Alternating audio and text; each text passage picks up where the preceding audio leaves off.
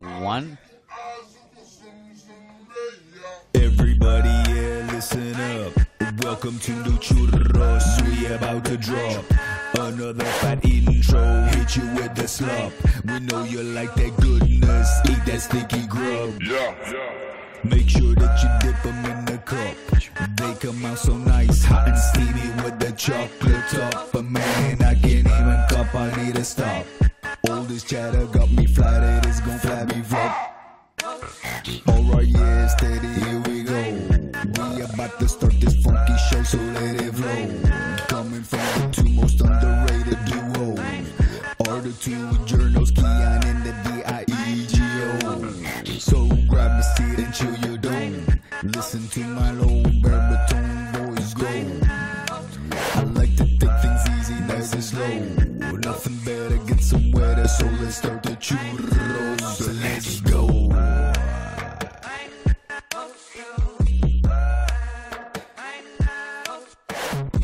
Hello and welcome to the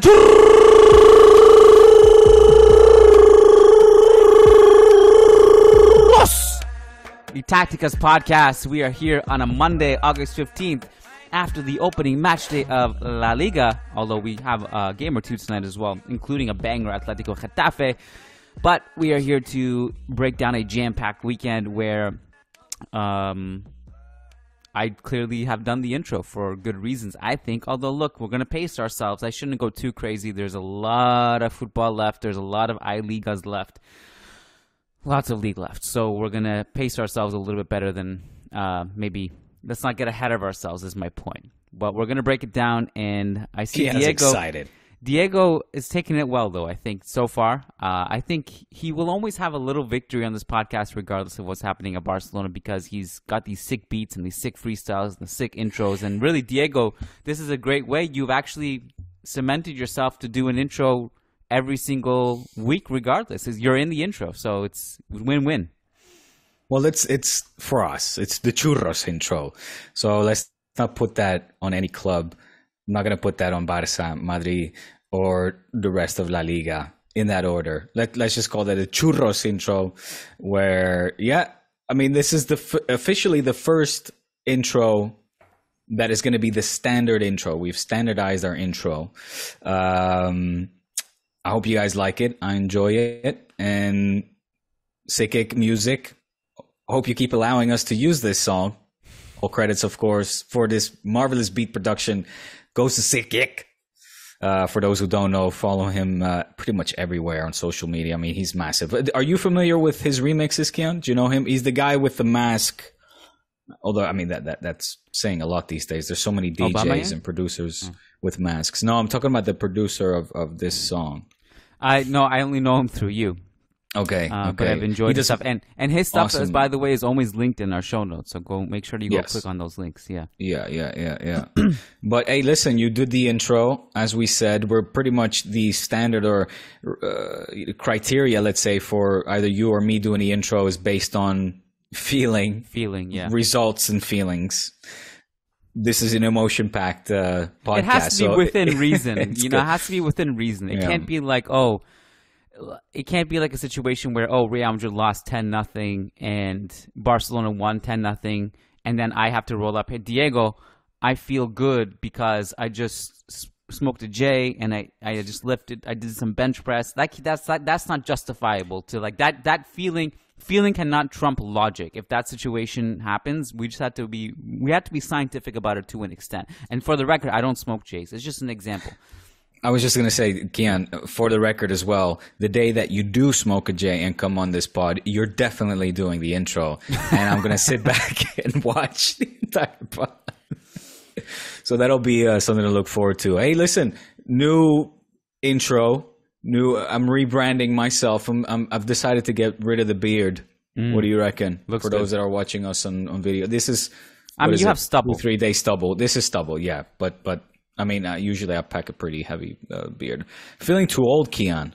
I'm looking too old, feeling too old. I want to, start the new season firing from all cylinders and dynamic with energy, with good vibes. The intro is one, the new look is the other. And unfortunately, Barca on the field, we're not able to replicate that spark that we saw in the preseason or the Gamper. Not that we were expecting a 6-goal fest against humble Rayo Vallecano, who of course beat us at the Camp Nou last season and away. They beat you twice, yeah. Twice, yeah. But it was a disappointment. You know what I was thinking about? How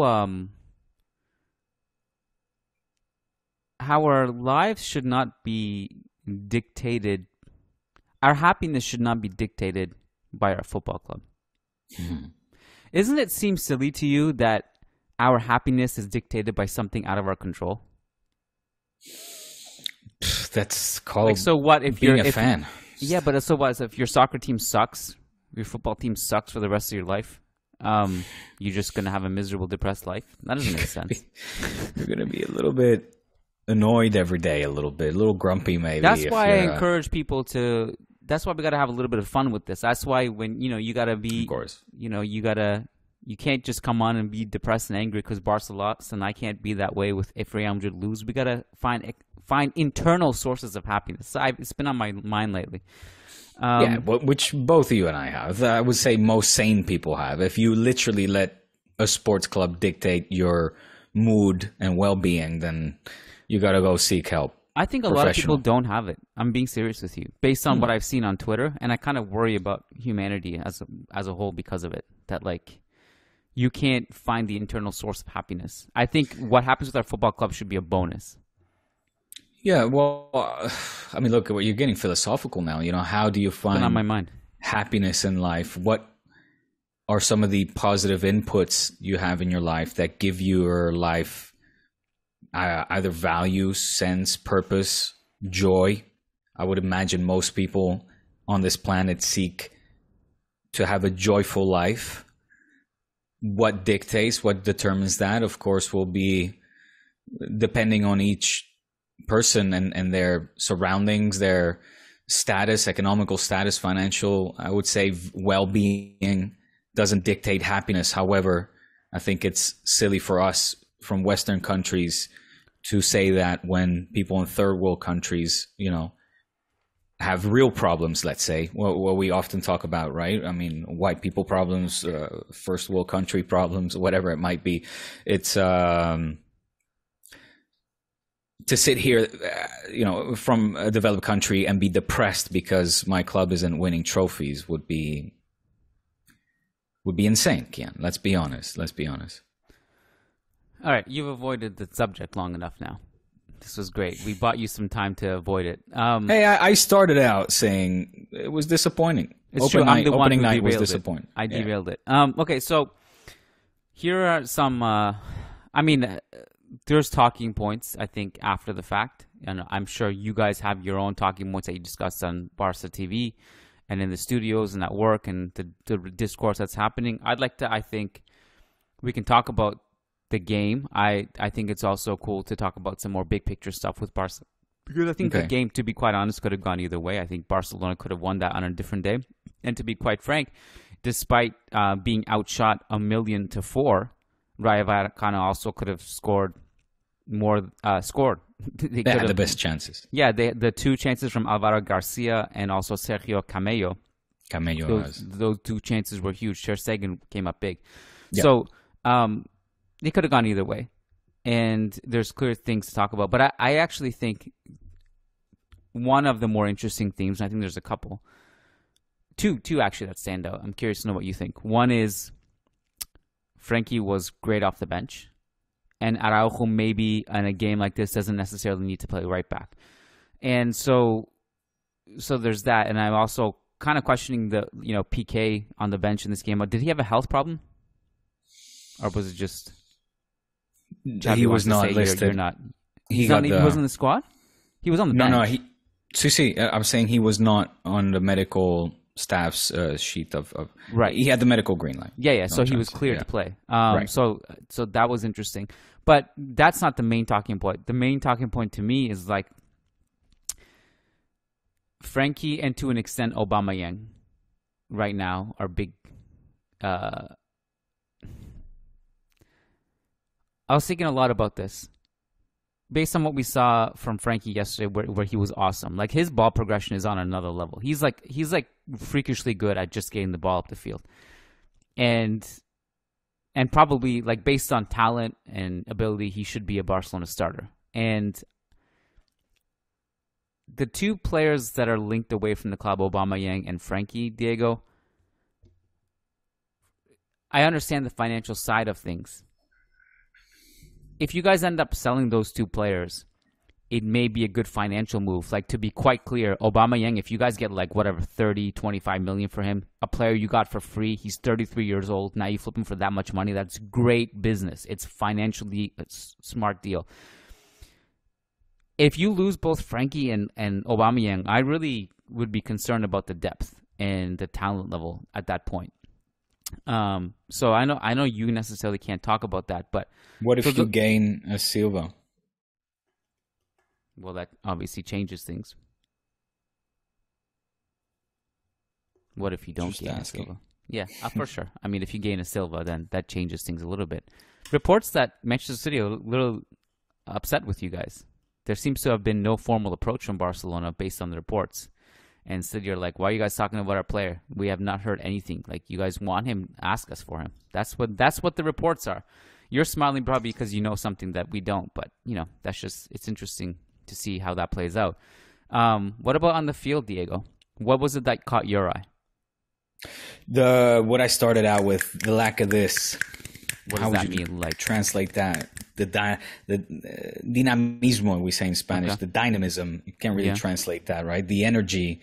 For it to be opening night, and with Xavi and the team really coming off of an excellent preseason, I was expecting fireworks that we saw in the pre-match or in the post-Gamper to kind of, spill over into match day one against a side that beat us last season at the Camp Nou, and as we mentioned in Vallecas as well, a very, let's say, good side, I think, for Xavi to start out his new La Liga campaign against. Why? Because they're a serious test for what I just mentioned. They're a well-organized team, tactically, defensively, very sound. They have a very identifiable system that the players have bought into, which they execute well.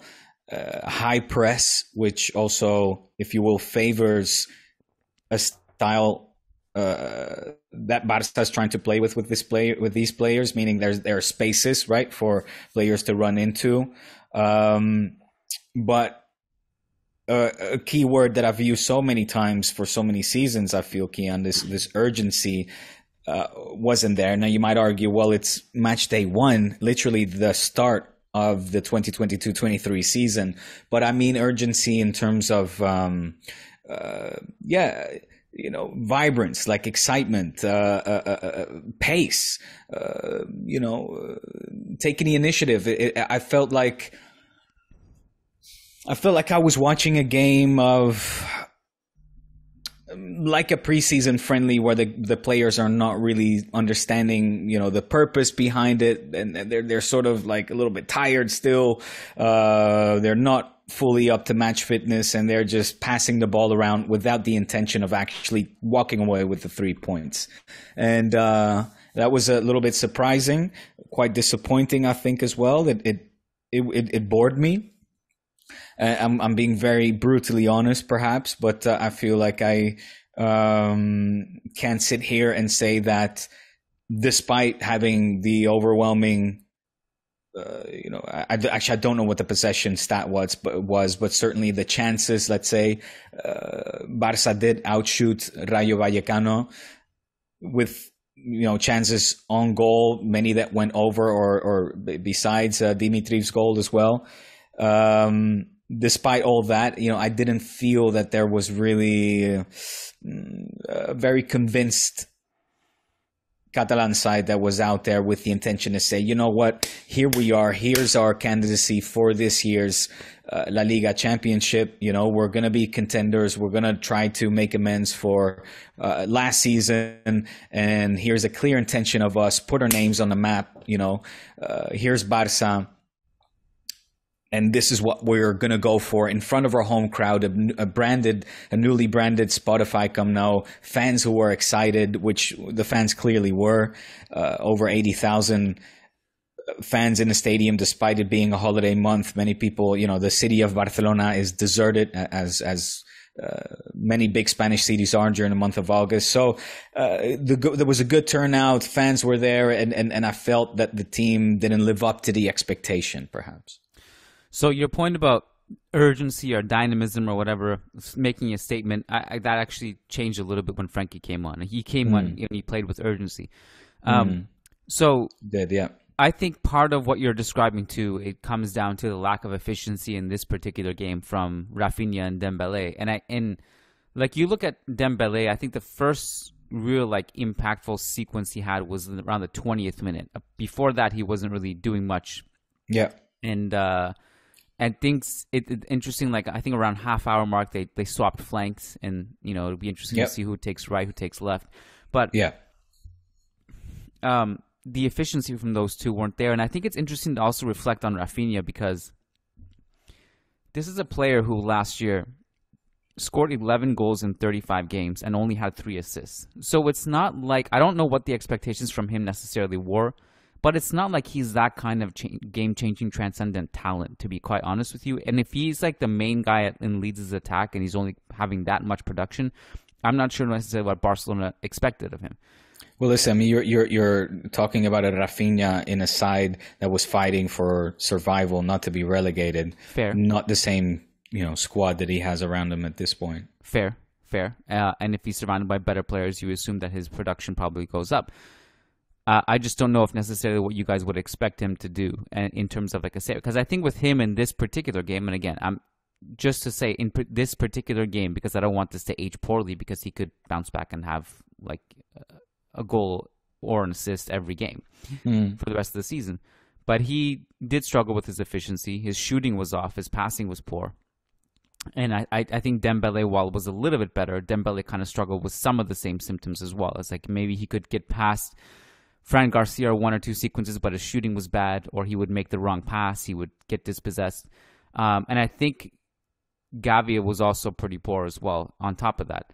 Lewandowski, to me, was not poor, but he was just not finishing chances the way he normally does. And probably in every other game, he puts at least 1 or 2 of those away, even though they weren't great chances. For him, they are.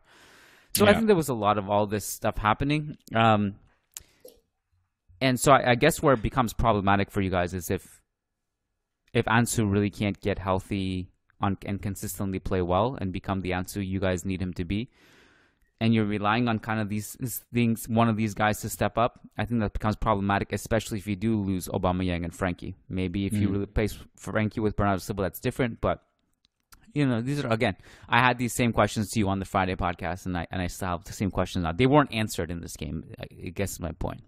Yeah, I mean, look, I think that criticism is fair. I think so much is expected of these players, the newly arrived players, the ones that have re-signed in the case of Dembele, and of course the ones that played had a phenomenal breakout season last season in terms of Gavi. And I think we expect more, and we're right to expect more, and I think we can expect more. I'm not writing Xavi off. I think we have a question of one of our listeners or patrons as well with regards to where the blame should be focused, whether it's shifted too far over to the players, and if we should pinpoint more of or have more of a critical eye on Xavi and what he's able to get out of these players. I think either way, it's still early days. I think this is not the progression of this team that we want to see. Of course, the level of competition now that official tournaments have started, like La Liga and the Champions League soon. You can't keep falling back on a good, solid preseason, knowing as well, of course, the season that Xavi had with the drop off as well of this team in the second half of last season. They already became evident. Okay, what's going on here? There's all of a sudden a massive drop off from what we have also seen from this team, and that which was some excellent football against very strong sides, both in Spain and in Europe. But now Xavi's had a full preseason. A lot of signings have come in. I think it's a combination of managing expectations, but also see exactly where Xavi is able to make his idea understood and make it resonate as well with his players. And, obviously Xavi cannot be out there on the field anymore. And it's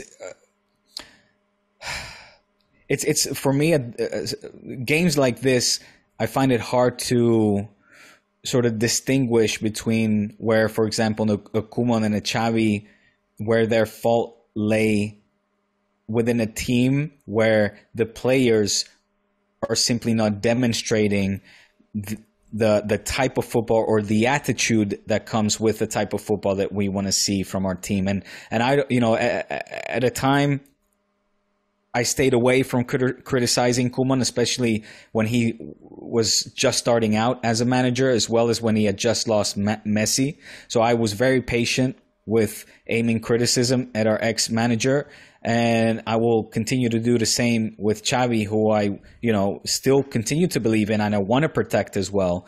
And especially in games like this where I simply cannot directly aim a finger at Xavi and say, well, here's where you did wrong, my friend, by, for example, putting Araujo on a wing-back position, where for me, although it's a little bit of a head scratcher, and I don't think, nor do I want to see Araujo continue most games in that position. I think it's a good as a one-off, as a secondary option.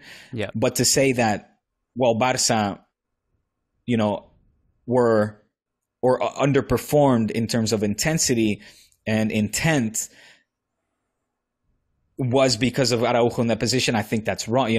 I can't point a finger to that or blame Xavi for that and say, well, that's why, we didn't walk away with 3 points. I think that's incorrect. Sure, people that understand the game much better will probably come up with better questions as to why Xavi should be criticized or should be answering to some tough questions, and why maybe not. But for me, I'm looking at the players and I'm asking them, from everything that was said to you and in the build-up of this match and in the locker room, and if I'm listening to Xavi, what he said in the pre-game press conference as well, and how he tried to stimulate and motivate his players, knowing that you have to do good by your fans, that you want to state your claim and you want to show a clear intent that you are going to be a competitor and a contender for this season's league title. How come we didn't see that? What happened from that to being out there on the field, where it just fell flat? It just felt like there was no spiciness to this game, Kiyan. And the last thing I'll say, no, I'll stop there. Go. Sorry, jump in on that. You're on a good roll there. You might lose momentum. No, I mean, I don't know how you do. You think that's fair? Do you think I'm being overly, let's say, or protective of Xavi and pointing a finger at him and shifting the blame, if you're aiming my questions more at the players, like and their lack of intensity in this game? The reality is, you guys had 21 shots, and you guys had a high volume of chance creation. Now, again, as I said, I think the argument is you guys didn't create clear-cut chances. I think some of that will come down to the way Rayo Vallecano played. I was really impressed with them also. Some of the things that Alvaro Garcia was doing despite his big miss, or Fran Garcia was doing, Lejeune, crucial defensive intervention after crucial defensive intervention. Pathé I can't believe they didn't get any players sent off. All the yellow cards that they picked up, though. But anyway. Yeah, it happens. There's probably a couple shouts for you guys' sake, to be honest. There was also, I think, an offside call or something. I can't remember, for Raya, wasn't there? I can't remember. Yeah, in the last goal, it was offside. As well as for Barca, Lewandowski scoring an offside.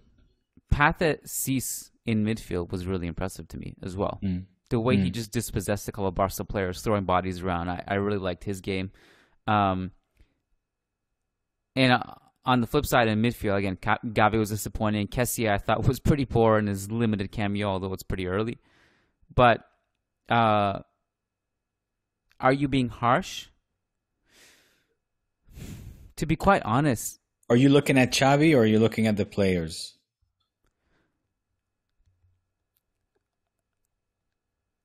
Let's see what Xavi can be criticized for and can't be criticized for. I think also, like, when you look at this game, it's a reminder that these have been Barcelona's issues for quite some time. You know, yeah. Let's be honest. Like, the correct assessment of Barcelona is not from preseason and the prestigious John Gamper Trophy against Pumas. It's what we saw last season, which had a lot of good under Xavi and a lot of bad.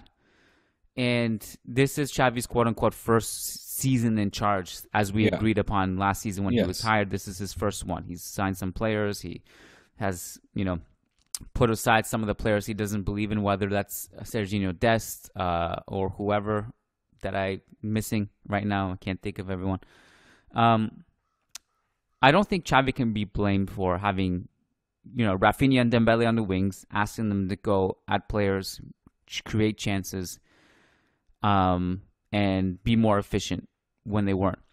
What I think maybe you could put criticism on Xavi, I thought it was pretty predictable. Like, everyone, including me, probably you, everyone in the stadium, Rayo, the Vallecano, they knew what the plan was. It was give the ball to Raphinha and Dembele. They're going to run at the wing backs and try to create something. And I think Rayo just knew that was the plan. And I think if you're going to go that route, what you really need is help from your wing backs, which Araujo, that's not his game, to like overlap and overload constantly. Araujo's a monster. He's a specimen. I think he could work at right back, as you said, in situational, contextual games where he has to lock down a Vinicius or a star winger. We have this argument right now in our own camp with Ferland Mendy. He locks down star wingers, but he can't help Vinicius in attack at all. And I think maybe Raphinha or Dembele needed some help on that side to just decongest it a little bit and give Fran Garcia something more to think about instead of just defending players one-on-one, and that's all he had to do. So I think that's part of it. I think maybe Xavi needed to do something with the wing-backs, and so that's part of it. I don't think he's without blame. That actually leads to discussion on, I think it's a good transition, but a lot of chatter I've seen from Barca fans is, where the hell is Balde? And I don't really have an opinion on this because I didn't see Barcelona preseason apart from the Clásico. But I've heard Balde was really good in preseason. Maybe Xavi sees it differently in training, but there was a lot of call for Alaba to sit this game. I don't even know if I can ask you where you stand on that, but that's something that I've seen Barcelona fans be very vocal about. Yeah, well, I've been an Alejandro Balde fan since I actually got to see him up close and personal play in last season's friendly, so the preseason. Ronald Koeman was still in charge then, and I thought that we had managed to successfully secure Jordi Alba's position for the upcoming then 5, now 4 seasons. I think his contract it was extended until 2026, and was pretty excited for his progression within the first team. And he was instead not called upon very often at all, and neither with Xavi Hernandez, who I thought would give these kind of minutes and continuity to Masia players himself, given his background. But for whatever reason, Balde is not being given that trust so far, and that ability to pick up important minutes, game minutes within the Barca first team. Why? I don't know. It may arrive. Listen, maybe Xavi will incorporate him. It's the first game. Yeah, he wanted to go with experience. Maybe. It's not a secret that Barca are still very actively trying to seek a replacement within the transfer market in that position. who, a replacement that may or may not arrive by the end of this month once the summer transfer window closes. So we'll have to wait and see. From what I've seen from Alejandro Balde, I think he's very young. He, of course, still has a lot of improvement left within him, or a lot of improving to do, rather. But, you only get that by getting minutes, of course. And in that sense, I mean, I'm happy that Nico was adamant in his belief that the only way for him to continue his progression was, for now, outside of Barca. Xavi was asked about that in the match, in the build-up of this match they won against Rayo, and Xavi mentioned that not once but twice did Nico come and knock to his door and say to Xavi, look, I want to get minutes. I think I can do that better outside of this team for now. I understand you want me to play as a 6 in Busquets' role, but given the players that continue to be here with similar profiles, a Pjanic, maybe Kessié, Frenkie, I think it's better for me. It's in my interest to seek out another team for now. Xavi said, no, please stay. You're going to be my guy. You're going to get minutes. And then 4 days before the season started, Nico felt the need to again knock on his door after the preseason had ended, and said, look, Xavi, I think it's better for me to go. And the club made that happen based on the request of Nico. So why am I mentioning this is because, if that would be the case for an Alejandro Balde, rather than him actually forcing a permanent move to another club, like for example an Ilaix Moriba did, I would hope that maybe Balde would seek out instead a loan. Even though, Kiyan, we've discussed many times how these loan spells historically have ended up. You can draw your own conclusions, on successful players or players that have broken into the first team that had successful loan spells and stints and then come back to explode within the first teams, but a lot has to do with timing too. Sure. The timing of Nico coming up with Pedri and Gavi also coming up is tough for him. Yeah. I'm curious to see something next week. Who do you guys play next week? Real Sociedad. Away or home? Away. I know what's up, baby. No, you guys will be fine. Without Busquets, who does Xavi see as the 6? Because my personal take on this is Kessié is not a 6, and neither is Frenkie. Frankie's best role is what we saw basically off the bench this weekend, and Kessié is more of a box-to-box guy. So how does Xavi see that play out? Either way, like he won't change the formation. I don't think he'll just put someone else in the single pivot role. So I'm curious to know what he opts for there. Could be a Pjanic, like I said. I always forget about Pjanic. Is he still serviceable? I haven't seen him play in so long. He's in the team. Yeah. Xavi's decided to keep him. Well, many people are in the team. I mean, and also, like, where's Dest? Is he alive? He's in the team. He's in the team. I'd like to move on to other things, unless you have anything left for Barca. I think I said a lot already, haven't I? You can save for Patreon edition on Friday. Patreon edition on Fridays are lit. You guys who are not patrons over on patreon.com/Churros y Tácticas, you are missing some gold. Diego, I thought your Friday performance was spectacular on last Friday. It was really good. Thanks, bud. Yours wasn't too shabby neither, my friend. It was okay. Do you have any Real Madrid questions, concerns, observations? 2-1 or 1-2. Here we say a 2-1. Or actually, no, that's not in English. We say 2-1 for Hail Maji. Walking away, a hard-fought victory. Nothing more than a stutter, I would imagine, falling one back against the almighty Almeria, was it? Yep. Well, no, I'm curious to know your takeaways. I didn't know Alaba could take free kicks like that. My goodness. I mean, it's funny because we always have the discussion, like, none of us ever feel confident. Like, when we have a free kick where it's a direct shooting chance, like, we're like, we don't get too excited about it. Like, it's, who's going to take them? Alaba can take them. We've seen him take them for Austria before. We've seen him, like, he has a wicked cross on him and a wicked set piece dead ball. So he was definitely an option. I don't know if you heard the story of how it happened, because that was his first touch. You know that, right? It was his first touch off the bench, and him and Casemiro were coming on at the same time, but they weren't coming in that play. They were going to come in like a minute or two later, like they were still preparing, they were talking, and they were getting their stuff on.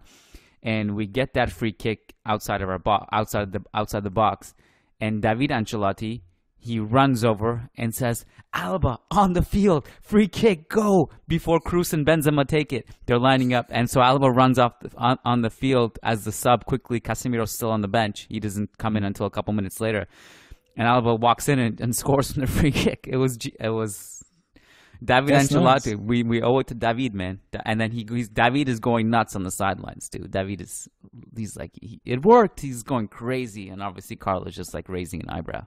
As he should, yeah. So that's the context. I mean, look, what did I think? Little bit of familiarity issues I found with Tchouaméni and Rudiger. Just we were kind of surprised they started in a sense. I mean, because it was so early. And if Rudiger was going to start, I thought it was going to be alongside either Alaba or Militao. But Ancelotti rotated both Militao and Alaba, put them on the bench to start, and put Rudiger and Nacho there. So apart from one defensive mistake where Rudiger read the line wrong, and there was a couple of other dominoes where Kroos and Camavinga didn't block the pass, and Nacho wasn't in position to cover.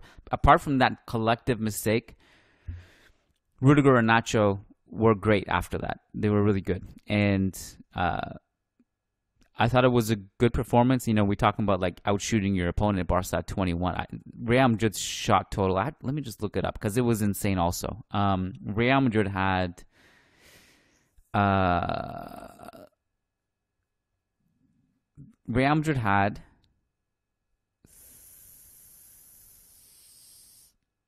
nope. There it is. Okay, Real Madrid had Churros, 29 shots.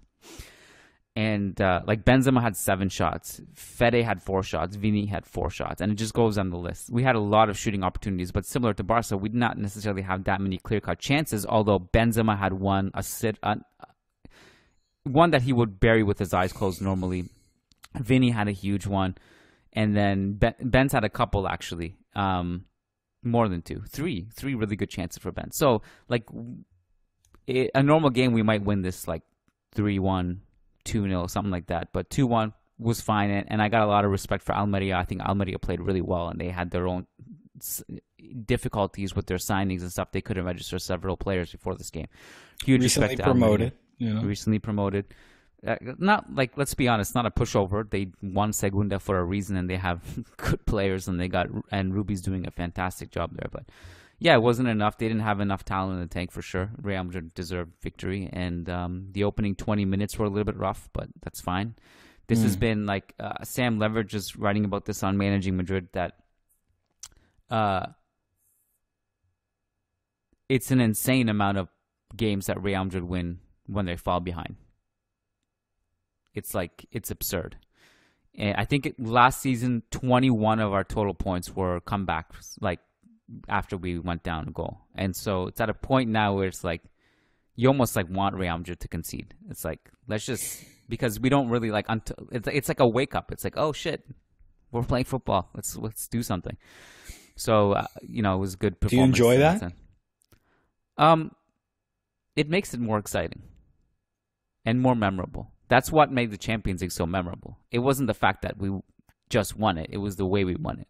That's why we're like, one of my most memorable seasons ever, even though it wasn't our strongest season, was that year with Capello, where it's like comeback after comeback, and we remember it better. It's the same reason why you remember Iniesta's goal against Chelsea, maybe more than like anything you've watched, because it's like that's that was crazy. So yeah, and I was sitting right behind the goal. You were there. That's right. Literally. Yeah. It's more enjoyable for sure. More exciting.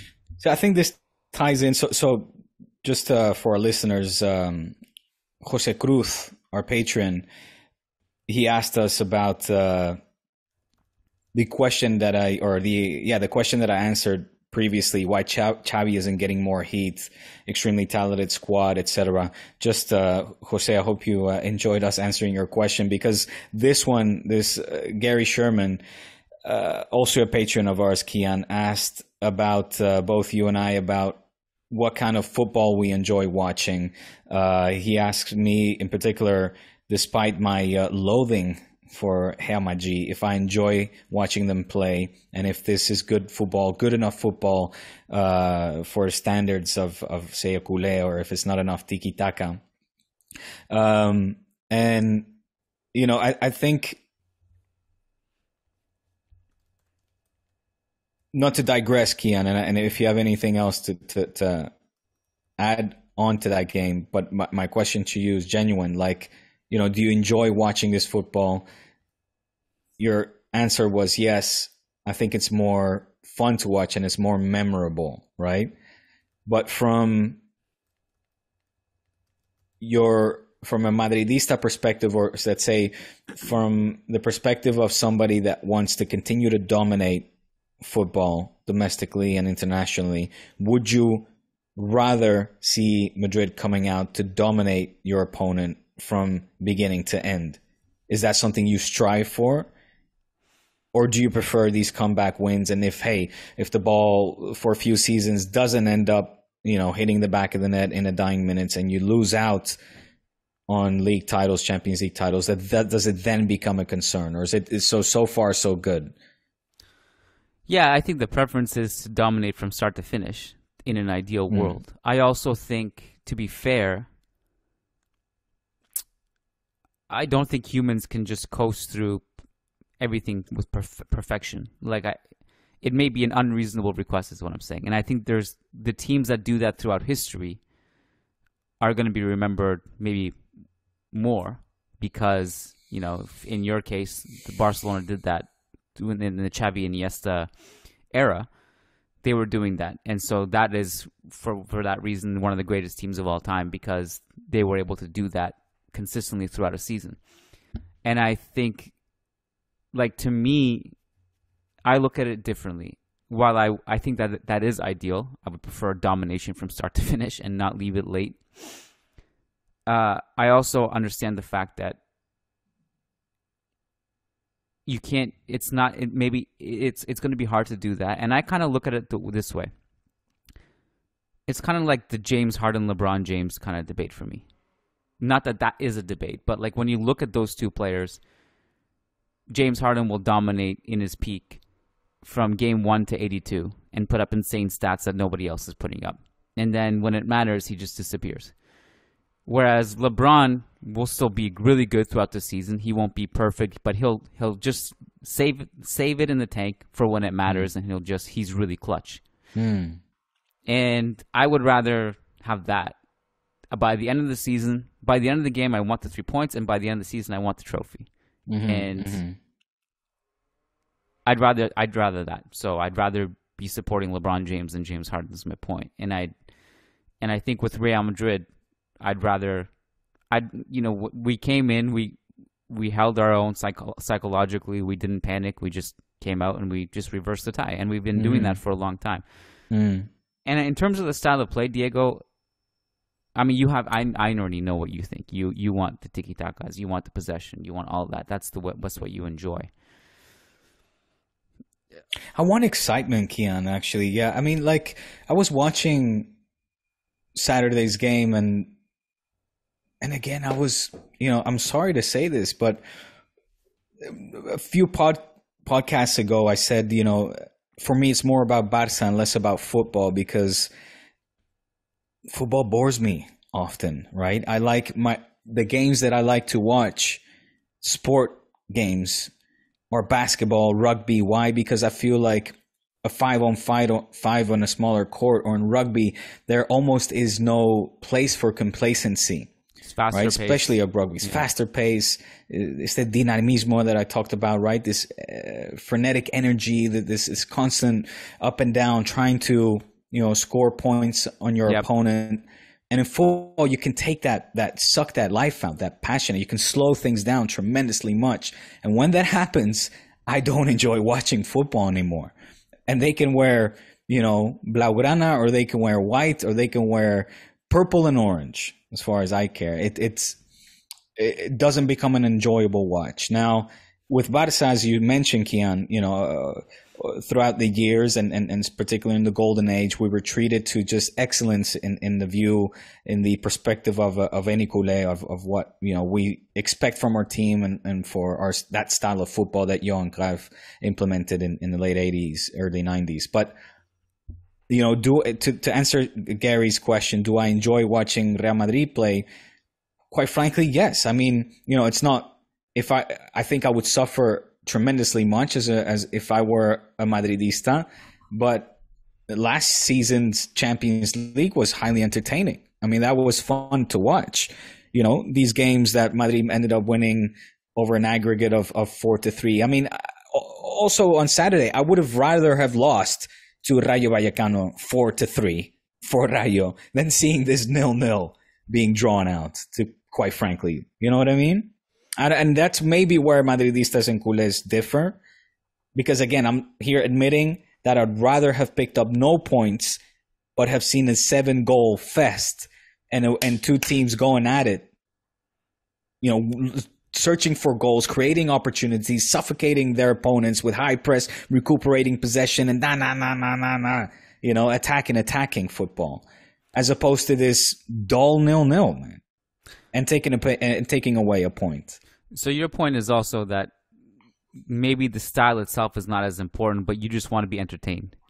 Correct. Yeah. So I have a couple points on that. One is that I think for both Real Madrid and Barcelona, it's hard to play entertaining football against low blocks, because what you speak about. But Rayo didn't do that. No, they didn't. But they defended really well, and there was a clear intention to absorb pressure and hit you guys on the counter. And like the Champions League games you speak of, like for example Real Madrid versus Manchester City, which might as well have been a final score of 20-19. Like that first leg, Real Madrid did not defend at all. Like it was really bad. And and the neutrals came away with that thinking like, oh my god, that was the most entertaining thing I've ever seen. And so it's going to be hard to do that every game, because La Liga teams going to look at like, okay, if we do that against Real Madrid and Barcelona, like Ruby said this after the Almeria game. He said that we played counter-attacking football and defensive because the alternative was, instead of losing 2-1 towards the end of the game, this could have been 3-0 by halftime. And so we didn't want the game to be over that early. I also, like, in terms of style of football, I also want to make a note that I think various different styles of football can be entertaining. To give you perspective, I've been entertained by different styles of Real Madrid football. Looks like I loved 2012 Mourinho Real Madrid, which was counterattacking. I loved 2016, 2017 Real Madrid, which was more about pressing and keeping possession. And I also loved 2014-15 Real Madrid, which was counterattacking versus Pep's Bayern and absorbing pressure, and then Bale and Ronaldo flying down and dribbling down and then scoring. I enjoy it all. It was all of that was entertaining for me. So I do agree with you that like you want to be entertained in the end, but like sometimes you just gotta fucking slug it out. Like, you just gotta dig deep and be like, well, this sucks tonight and it's not pretty and it's gonna be ugly, but man, we need these 3 points because when the league is over, this night's gonna matter. So let's just grind it out. And so subjective. It's subjective, but yeah, I can understand why you were bored in the Rayo game for sure. Can understand. Would you have rather had? Would you rather have Madrid lose? No. And you be entertaining from beginning to end? No.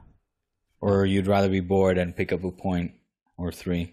I'd rather I was going to exaggerate and say I'd rather us get outshot by 200 shots and then win with some ugly, disgusting goal, 1-0. But I actually don't think. Big difference. But I'm going to backtrack. I don't think that's a genuine statement because I'm very process oriented. Because if we win that way, it means that it's probably not sustainable to win that way. So I don't want to win that way because you can't replicate that.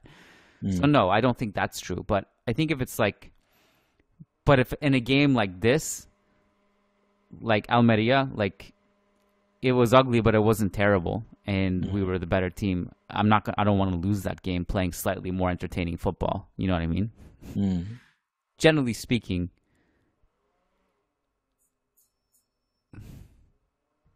yeah, I don't know. I think I've said what I said. Don't get fired. But you guys are married to this. But I do think one misconception about you is that maybe everyone's like, oh, Diego's like all this. I think you're people don't realize how critical of Barcelona you are as well. Oh, yeah. I mean, well, I would think that people that have listened to us long enough will at least accredit that to me. The ability to shed a critical or self-critical eye upon my team. I'm doing it fucking right now. It's game 1, match day 1 of La Liga Santander 2022-23.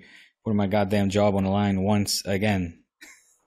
I could sit here and talk about, we outpossessed, we outshot, we deserved the 3 points. We should have gotten the penalty on the Raphinha takedown and Lewandowski twice taken down, and I could have given you all that. I think I've been very critical right now. But I'll tell you what does annoy me a lot. It's fine to have that stance, but I've never seen it.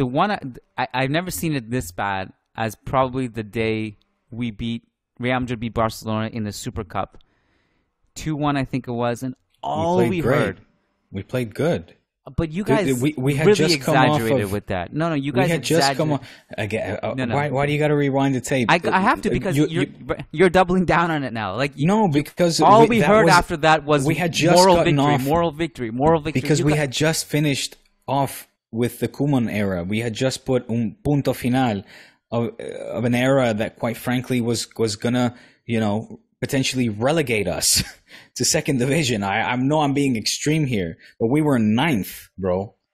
We were 9th and well clear of the European spots, And here finally we had a game that was, we played for trophy, whether it was meaningless or had value to some and meaningless to others. I don't really care.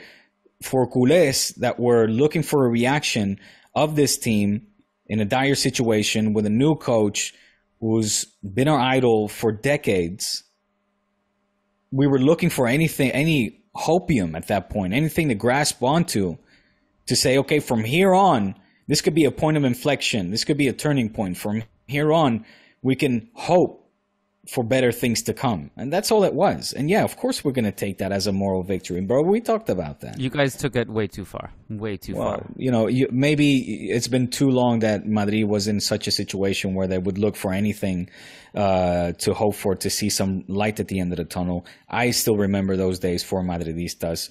Ask Tomas Roncero about moral victories and clásicos where Madrid came out losing but picked up a moral victory. There were plenty in history, bro. I would love to be on Chiringuito one day. I think it would be really fun. If we tried it on La Liga TV. We were too mature for it, I think. They didn't. Yeah, and they didn't really allow it. I tried it, and they were like, "Hey, don't." Do you think if on Saturday it was Rayo Vallecano instead of Real Madrid, you would have been more efficient and more dynamic, as you would put it?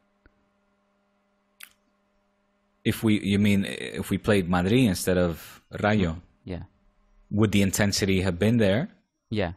Intensity, urgency, fight. Well, I think we saw in the Clásico. I mean, in the preseason friendly that both squad. I mean, if it's a Clásico, both come out with a chip on their shoulders, right? I guess my point is that you guys seem to have your highest moral victories after a Real Madrid game, and I think that's the problem. I think the problem is you guys have to treat every opponent like that. Well, we're taking no moral victories away from this 0-0 draw, bro. I'm being very critical. But that's what I mean. That's what I mean. But if it was 0-0 and it was against Real Madrid, the narrative would have been different. Playing this way? My point is you wouldn't have played this way against Real Madrid. My point is you guys would have taken it maybe... I don't know, man. Because you're drawing hypotheticals that are out of order. Man. I think it's I don't think it's out of order. I think it's fair. I think you guys circle that Clásico every year, as we do. But you guys, pretend like all of a sudden a Clásico is not the most watched club football match in the entire world. No, that's not what I'm saying. What I'm saying is that you guys measure everything from the Clásico. That's it. That's not true. It is, man. It is not true. Because we don't hear about any moral victories, and we don't talk about any moral victories in any other game. That's not true. Also not true. We take away other moral victories, if you will, in games exactly that. If for example, we would have lost against Rayo by 4-3, and we would have seen some incredible play. Just players up for it, running, passing with intent, not back and forth passing into Ter Stegen and between the defensive line, but instead looking for the offensive player, looking for the open space, shots ricocheting off of the posts. Dimitrievski, who had a great game, by the way, and did keep the ball out of the back of his net very successfully, but, making miraculous Superman-like saves. I mean, we would have said, damn, we deserved those 3 points. It ended 4-3. What a spectacle. Hey, next time, más y mejor, more and better. Let's continue down this path. Whereas like right now, we would say, stop. Let's not continue down this path because the way we started the season is not the way we want to progress. That's not the way forward. All right, we have a lot of time to fight about this all season.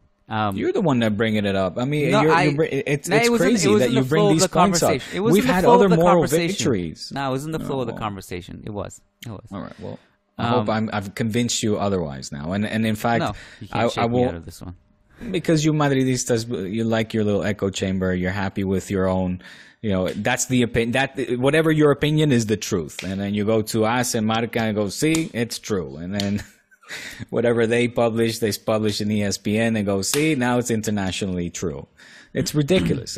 Come on. Like, you can't just have an opinion and then say that that's the truth. Especially not when a culé who's lived this rivalry and this club for 30 years now, Kiyan.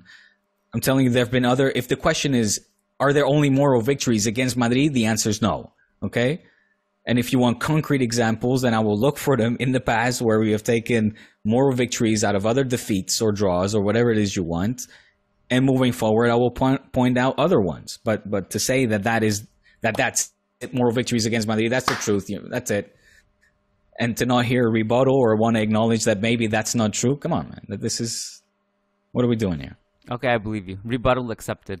I told you, whatever Florentino says, I'll tell you. Here's another moral victory. A moral victory where we lost the semifinal against Inter Milan of Jose Mourinho. We took a moral victory out of that. We believed we were better. We deserved better. We were cheated out of a final in the Bernabeu. Oh, culés obsessed with playing in the Bernabeu. Okay, that for us was a win. We should have won. We took a moral victory out of that. Yeah, we took a moral victory out of that one. In the Inter Milan perspective, is that we won despite being cheated against. There was no cheating. I'm not going to say right or wrong either way. I'm just saying everyone has their perspective, I guess. And as you said, I'm probably a little bit biased about this too.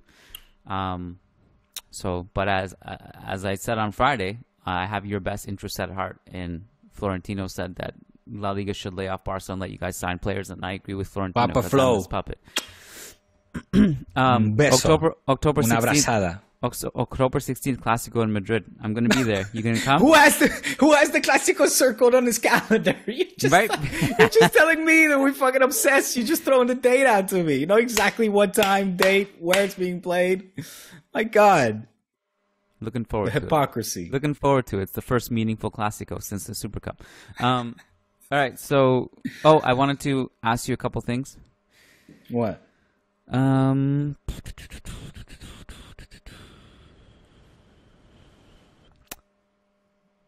Who's winning La Liga? Did you see the Chelsea Tottenham stuff from the weekend? Oh my God, I wanted to talk to you about that.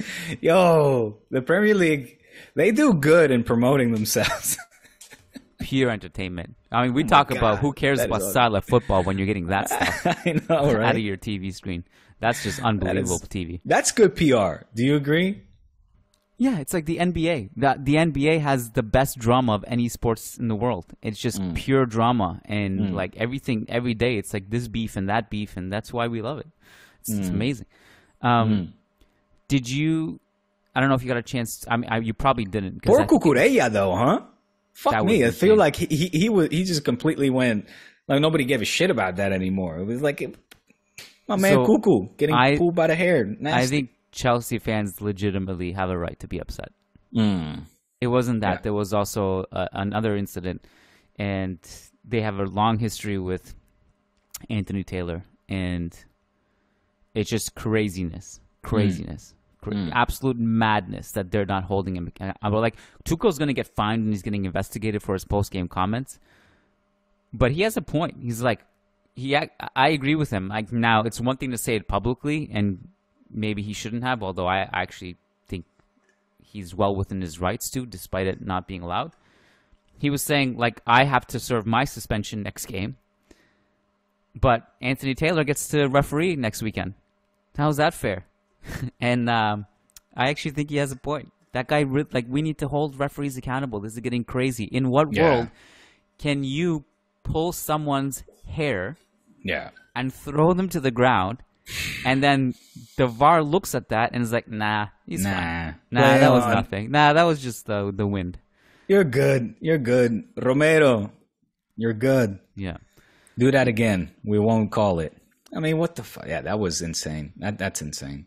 But then the whole, the post-match was fantastic. Did you see, did Tuchel come out after and he like flexed in the press conference? Did you see that? I didn't see that. That's I saw. I don't know if it was out of context or if it was actually after that little scuffle that he came and he went like this in a press conference. I mean, this is WWE at its finest, man. And unscripted, which makes it better. It was like the way people shake hands with Donald Trump when he does that fucking like. Yeah, man. Yeah, well, yo. Things heating up, and my man Ten Hag having just a fucking horde of a time over at Manchester United. So maybe you know this. According to my dad, I was talking with him about it yesterday. He said that Ten Hag's assistants have packed their bags and have said, "Screw this! This is a madhouse." And they're out of there. They've left him to fend for himself. That's what he said. They packed their bag. This is insane. I didn't hear that. To be honest, I don't cover them that closely. I didn't even watch that game. I was watching the Milan game during that thing, and I saw the score and I saw the highlights, and I'm just following some news, so I have no idea. That's hilarious. I do know that Manchester United fans have banded together and have come up with some kind of plan to not go to the game at Old Trafford next weekend, as in protest to the Glazers. All right. For that stadium to be empty. All right. Well, that would be good. Yeah. That would be good. It seems like they are having sympathy, and I've read some comments on comments from Rio Ferdinand as well. Sympathy with Ten Hag and how they feel he's been duped into taking the United job because he was promised players and according to his philosophy, players of his style of football, and nobody has come in. And even, like I said, I read about Rio mentioning this and just blaming management. I mean, it seems like the Glazers have been, at the shitty end of the stick for way too long. I can't believe fans have put up with that situation for so long. Well, when really every manager comes in and it's virtually the same and it's just getting worse, it's the common denominator is the owners and the culture. And now, Mourinho looks so good now after all these years. He said he basically left and tore up everyone. It's like this is no manager's basically going to succeed here. Yeah. And he's been right. He was right. It's just been absolutely crazy what's happening there. There's no sporting vision. Who they're interested in makes no sense. Who they're signing makes no sense. And now they have the whole Ronaldo thing, which is a story in itself. And what's going to happen? What do you reckon, man? He can't stay there. Clearly, where is he going to go? There's nowhere to go. On the same page, yeah. Where is he going to go? If he wants Champions League. What happened to that Saudi thing? The Asian Champions League? Is that where he wants to play? It was being offered like 300 million or something. I was reading. At this point, I don't think it's about money. I think if he had a choice, he might even terminate his own contract, pay the fines, and just go play somewhere that would have him, that wants to play Champions League football. Get his ass to Atleti, man. Even though the Colchoneros came out, I don't know if you saw that. They were like, "No, you don't fit." You did see that, right? You don't fit our. Or this is Cerezo actually who said that as well. But I know the fans came out and made some statements similar to, I believe, Bayern Munich, where they said. Cerezo said he doesn't fit in their If he says that, then that's definitely not happening. Yeah, no, he did come out in public and say that. There was one more thing I wanted to ask you that was about football, and then something about not football. What was the football thing?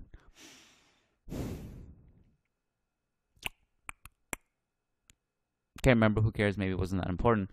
Were you a fan of The Game at all growing up? The rapper? The rapper? Yeah. I mean, growing up, I was already a grown man when the game came around. But I was a little bit younger.